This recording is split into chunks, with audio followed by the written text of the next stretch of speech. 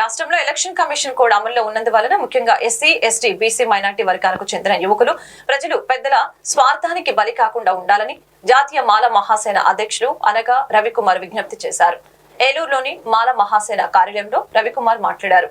దెందులూరు నియోజకవర్గం నుంచి స్వతంత్ర అభ్యర్థిగా పోటీ చేశానని, అయితే గెలుపు ఓటములకు అతీతంగా తాను బలహీన వర్గాల ఎస్సీ, ఎస్టీ, మైనార్టీ, బీసీల అందరికీ అందుబాటులో ఉంటారని, ఏ సమస్య తలెత్తిన తనకు సమాచారం అందిస్తే వెంటనే స్పందిస్తానని తెలిపారు. ఈ వివాదాల్లో ఎక్కువ నష్టపోయేది బడుగు బలహీన వర్గాల ప్రజలేనని, ఇది గుర్తు పెట్టుకోవాలని, కాబట్టి వీటన్నిటికీ అతీతంగా ప్రశాంతంగా జీవించేందుకు అందరూ అలవాటు పడాలని అన్నారు. అందరికీ నమస్కారం. నా పేరు ఆలగ రవికుమార్, మాల మహాసేన జాతీయ అధ్యక్షుడిని. 2024 సార్వత్రిక ఎన్నికల్లో స్వతంత్ర అభ్యర్థిగా దెందులూరు నియోజకవర్గం నుంచి పోటీ చేస్తున్నా. చాలామంది పేద బలహీన వర్గాల ప్రజలు వాళ్ళని కదిలించగలిగాను. అంబేద్కర్ ఆశయాల వైపుకు, ఆదర్శం వైపుకు, పేదోడికి ఓటేయండి అనేటువంటి నినాదం వైపుకు మరలించానని చెప్పేసి నేను అయితే భావిస్తున్నా. నాకు సహకరించినటువంటి నా తమ్ముళ్ళు, కార్యకర్తలందరూ కూడా నా శిరస్సు వచ్చి నమస్కారం తెలియజేస్తున్నా.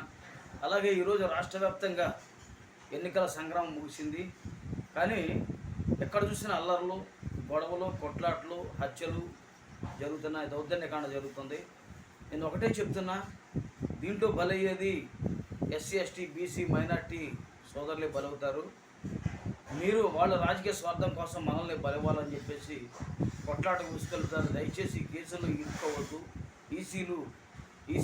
ఈసీ కోడ్ అమల్లో ఉంది, భయంకరమైన కేసులు పడతాయి. దయచేసి దళిత బలహీన వర్గాలు చెందిన ప్రజలు అప్రమత్తంగా ఉండండి. మనం ఓటేసాం, అయిపోయింది, కానీ ఇంకా మార్పు తీసుకురావాలి. కొట్లాటలకి లేకపోతే బరితెగించి ఒకరి మీద ఒకరు పోరాటం చేసిన పరిస్థితి మీరు రావద్దని చెప్పేసి నేను మనవి చేస్తాను. మీ కుటుంబాలు వీధిలో పడతాయి, ఆర్థికంగా చితికిపోతారు, మనకే ఇబ్బంది అని చెప్పేసి నేను మనవి చేస్తాను.